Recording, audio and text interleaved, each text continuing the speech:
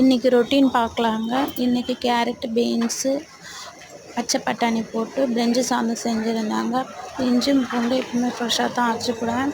அதனால் கொஞ்சம் சோம்பேறித்தனம் படாமையே கொஞ்சம் ஃப்ரெஷ்ஷாக அரைச்சி போட்டுப்பாங்க. அப்போ தான் டேஸ்ட் நல்லாயிருக்கும்ன்ட்டு சேனலில் ரெசிபிஸ் ஷேர் பண்ணியிருக்கேன், பார்த்துக்குங்க.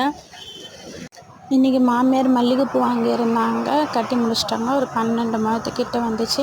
பூவை கட்டி முடிச்சுட்டு கடையை பார்த்துக்க ஆரம்பிச்சிருக்கேன். காய்கறி கடை ஈவினிங் நான் பார்த்துப்பேன்.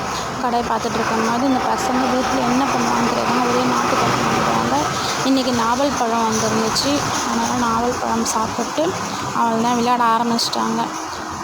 பெட்டி மேலே ஏறுவாங்க, குதிப்பாங்க, உருளைக்கிழங்கு மூட்டை மேலே ஏறுவாங்க. ரொம்ப சேட்டைக்கார பசங்க.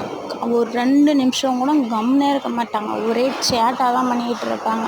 பார்த்தா உங்களுக்கே தெரியும். பார்த்தீங்களா, கொஞ்சம் கூட பயமே இல்லை. விழுந்து அடிப்படும் அப்படின்ற பயமே இல்லை. குதிச்சு ஆடிக்கிட்டே தான் இருப்பாங்க.